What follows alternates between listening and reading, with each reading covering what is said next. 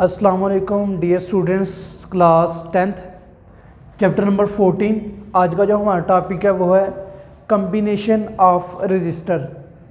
Combination का मतलब है बेटा कि हम रजिस्टर को किसी भी सर्किट के अंदर कैसे कंबाइन करते हैं, कैसे जोड़ते हैं। आज हम इसको सीखेंगे कि अगर आपके पास सर्किट आ जाए तो सर्किट में हमने एक रजिस्टर को कैसे लगाना है। पहले रजिस्टर की बेटा वो पढ़ लेते हैं अलामत जो होती है कि कैसे हम रिप्रेजेंट करते हैं एक रजिस्टर को। तो ये आप एक रजिस्टर को ऐसे रिप्रेजेंट करते हैं, ये सिंबल होता है आपके पास बेटा रजिस्टर को शो करवाने के लिए। रजिस्टर को शो करवाने के लिए आपके पास ये सिंबल यूज़ करते हैं। अगर जहाँ पे ये शेप आ जाए तो आपने वहाँ पे समझ जाना है कि ये एक रजिस्टर लगा हुआ है। इसकी रेजिस्टेंस 100 ओम है, इसकी रेजिस्टेंस 200 ओम है, या जितनी भी है 100 ओम्स के अंदर। तो ये आपको बताएगा कि ये रजिस्टर है, रेजिस्टेंस को शो कर रहा है। कम्बिनेशन ऑफ रजिस्टर में बेटा हम दो तरह से कम्बिनेशन पढ़ते हैं। दो तरीके से किसी भी सर्किट के अंदर रजिस्टर को लगाया जाता है। पहला जो वे होता है वो होता है सीरीज़ वे। सीरीज़ तरीके से हम किसी भी सर्किट के अंदर जोड़ते हैं रजिस्टर को।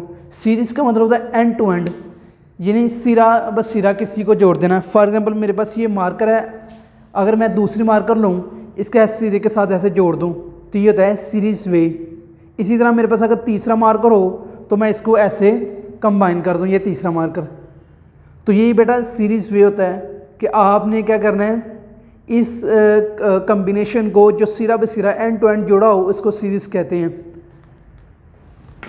दूसरा जो बेटा वे होता है हमारा वो होता है पैरेलल वे।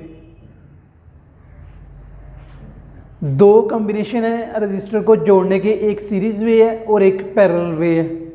ये दोनों इंशाल्लाह हम डिस्कस करेंगे। आज हम डिस्कस करेंगे वो combination of register in series way. Series way के हवाले से हम रजिस्टर को डिफ़ाइन करेंगे कि सीरीज़ में हम कैसे लगाते हैं, सीरीज़ में क्या क्वालिटीज़ होती हैं। नेक्स्ट हम पैरेलल को देखेंगे। पैरेलल में होता है बेटा आप किसी भी रजिस्टर को ब्रांच फॉर्म में लगाते हैं। ब्रांच फॉर्म में सीरीज़ में होता है कि आपके पास एक रजिस्टर ये है ऐसे, दूसरा आपने इसके साथ, दूसरा आपने जोड़ दिया इसके साथ ऐसे, तीसरा आपने जोड़ दिया ऐसे। पैरेलल में क्या होता है, ब्रांच फॉर्म में होता है ये। इसके बाद आपके पास ये आ गया, या इसका एक सिरा ऐसे और इसको ऐसे, ये आगे बैटरी के साथ कनेक्ट होते हैं। जैसे आपको स्मार्ट करूँ, ये एक ऐसे, आपने ये दो आ गए और ये आपके पास ये तीन आ गए। तो इनका एक एंड ये लेफ़्ट वाला सबको आपने ऐसे जोड़ देना है। ये आपके पास इनका एंड एक वायर से और इसको एक वायर से जोड़ देना है। तो आपके पास ये पैरेलल वे होता है। आज बेटा हम डिस्कस करेंगे सीरीज़ वे के ऊपर कि सीरीज़ वे कैसे काम करता है, इसकी इक्वेशन क्या बनती है इक्वल रेजिस्टेंस की, तो वो हम देखते हैं। लेट्स सपोज आपके पास बेटा तीन कैपेसिटर हैं, एक ये, दूसरा आपके पास ये और तीसरा आपके पास ये तीन कैपेसिटर आपने बेटा जोड़े हुए हैं और इनको हम जोड़ देते हैं एक बैटरी के साथ।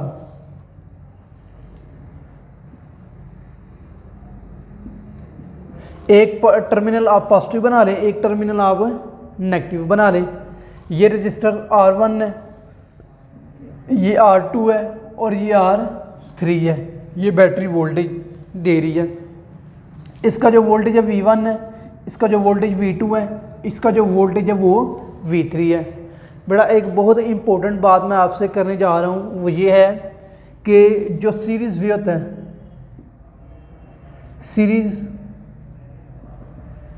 कम्बिनेशन में जो चार्ज होता है, चार्ज मीन जो करंट होता है आपके पास, वो हमेशा कांस्टेंट रहता है, एक जैसा रहता है। मिस अगर यहाँ पे करंट होगा तो मैं इससे आई कहूँगा, इसे भी यहाँ पे आई कहूँगा और इसे भी यहाँ पे आई कहूँगा। मीन्स यहाँ पे हम करंट ले रहे हैं I1 equal to I2 equal to I3 और ये सारा I के इक्वल होगा।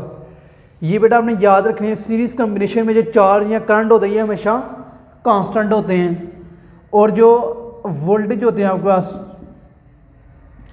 वो क्या करते हैं, वेरी करते हैं। वेरीज का मतलब होता है चेंज होते रहते हैं। जो वोल्टेज होते हैं वो एक जैसे नहीं रहते, सीरीज वे में वो कांस्टेंट नहीं होते हैं, वो 1 V2 V3 इन सब को प्लस करें तो ये इसके बराबर आते हैं जो मेन वोल्टेज लगाया हुआ है। मीन्स इसका वोल्टेज इसका वोल्टेज इसका वोल्टेज सबको सम करें तो ये इसके इक्वल आएगा। लेकिन जो करंट होगा, जो चार्जेस होंगे, क्योंकि जितने चार्जेस यहाँ से पास कर रहे हैं उतने ही यहाँ से पास करेंगे, उतने ही यहाँ से पास करेंगे, उतने ही यहाँ से पास करेंगे। और सीरीज़ जो बेटा वे होता है ये हम घरों में इस्तेमाल नहीं करते। इसका नुकसान ये होता है, अगर आपके पास यहाँ पे कोई आपने अप्लायंसेस लगाई हुई है, फ़ैन लगाया हुआ है, यहाँ पे आपने बल्ब लगाया हुआ है, यहाँ पे आपने कोई लगाया, कोई भी चीज़ फ्रिज लगा लें आप, या कोई अगर आपके फ़ैन को चाहिए 5 चार्जेस चाहिए या 5 एम्पेयर का करंट चाहिए, इसने यूज़ कर लेना है। इसको चाहिए 2 एम्पेयर का करंट, जब इसमें से 5 एम्पेयर का करंट गुजरेगा तो जो सेम यहाँ से गुजरना है वही यहाँ से गुजरना है। अगर सेम यहाँ से करंट वही गुजरेगा तो ये बल्ब जल जाएगा, ये बल्ब डिस्ट्रॉय हो जाएगा। क्यों? उसकी कैपेसिटी से ज़्यादा करंट उसे मिले। इस वजह से सीरीज़ जो कम्बिनेशन होता है ये घरों में अप्लाई नहीं होता। ये सिर्फ वहाँ पे होता है जहाँ पर डायरेक्ट आपने कोई चीज़ अप्लाई करनी हो, डायरेक्ट आपने बैटरी से कोई चीज़ लगानी हो। जैसे आप खिलौने में देखते हैं बैटरी डायरेक्ट लगी होती है बल्ब के साथ या मोटर के साथ। तो इसकी इक्वेशन बनाते हैं बेटा। अब ये जो मैंने लिखा है यहाँ पे कि चार्जेस जो होते हैं सीरीज़ में वो कांस्टेंट रहते हैं और वोल्टेज होते हैं वो वेरी करते रहते हैं। ये एमसीक्यूज़ में भी आ सकता है। In this series way the voltage is change, varies, do not very या नॉन ऑफ दीज। तो उन्होंने कहना वेरीज, ये कांस्टेंट है। इस तरह कांस्टेंट के बारे में पूछा जा, करंट के बारे में पूछा जा सकता है कि ये कांस्टेंट होता है या नहीं होता और क्यों नहीं होता। अब इसकी बेटा हम बना लेते हैं इक्वेशन हमने कैसे बनानी है।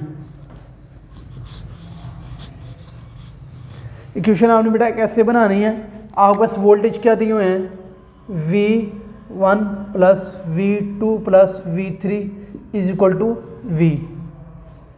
ये हमारे पास वोल्टेज 1, वोल्टेज 2 और वोल्टेज 3 को सम किया, ये बराबर आगे V के, क्योंकि ये मेन जो बैटरी है इसी से वोल्टेज आगे निकल रहे तो ये सम इनके इक्वल होंगे। अब हमने ओहम्स लॉ से फार्मूला पढ़ा था V is equal to I R. V is equal to बेटा आई आर, यहाँ पे V1 होगा तो R1 होगा, V2 होगा तो IR2 होगा, V3 होगा तो R3 होगा। करंट के साथ इसलिए नहीं लिखा क्योंकि ये कांस्टेंट है हमारे पास। अब ये वैल्यू आप V1 की यहाँ पे पुट कर दें, V2 की यहाँ पे पुट कर दें, V3 की यहाँ पे पुट कर दें और इक्वेशन बनाएं कैसे बनती है। V1 की जगह आ जाएगा R1 plus R2 plus IR3 is equal to V आ जाएगा। यहाँ बेशक V इधर लिख लें, V इज इक्वल टू, और यहाँ से I आप क्या ले लें, कांस्टेंट ले लें, कॉमन, सॉरी यहाँ से आप I कॉमन ले लें बेटा, तो आ जाएगा R1 plus R2 plus R3 equal. आपने बेटा एक साइड पे लगाना, दोनों साइड पे इक्वल नहीं लगाते इक्वेशन में ख़ास तौर पर।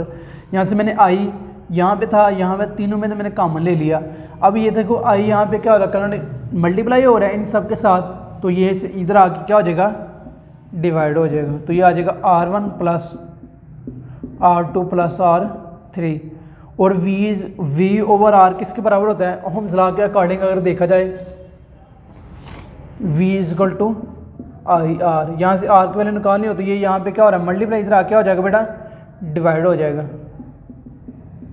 तो क्या आ जाएगा, V ओवर I की जगह क्या हमारे बस वैल्यू आ जाएगी R की, तो मैंने यहाँ पे R पुट कर दिया, R1 plus R2 plus R3।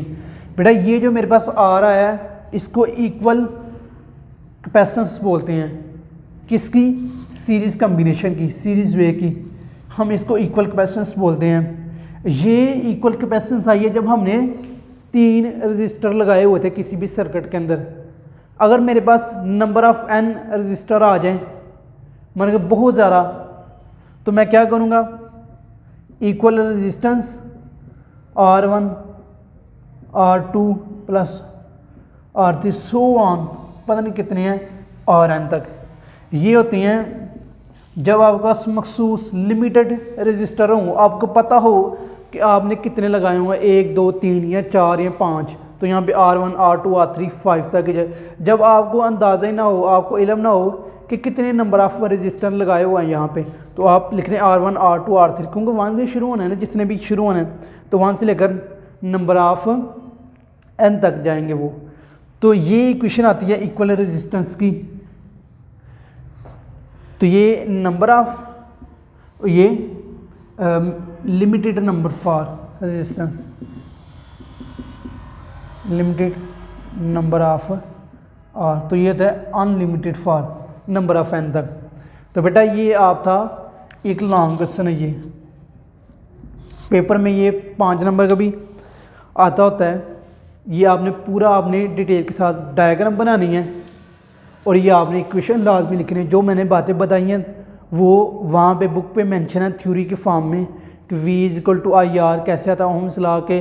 तो ये जो V वोल्टेज है ये सम ऑफ ऑल दी बैटरी है, ये सारा वहाँ पे लिखा हुआ है। तो आपने क्या करना है, इसे इसकी डायग्राम लाजमी बनानी है, इसका फार्मूला लाजमी लिखना है। अगर थ्योरी में से आपको कुछ रह भी जाता है या भूल भी जाता है तो कोई मसला नहीं, लेकिन ये जो फार्मूला है इसमें आपको एक लफ्ज़ आपका मिस नहीं होना चाहिए। ये था बेटा हमारे पास combination of register series combination आज हमने पढ़ा है। तो अगर इसमें कोई भी कन्फ्यूजन हो तो आप अपने कमेंट्स के थ्रू, अपने व्हाट्सएप ग्रुप के थ्रू हमें बता सकते हैं ताकि आपकी कोई भी कन्फ्यूजन दूर की जा सके। Thank you so much.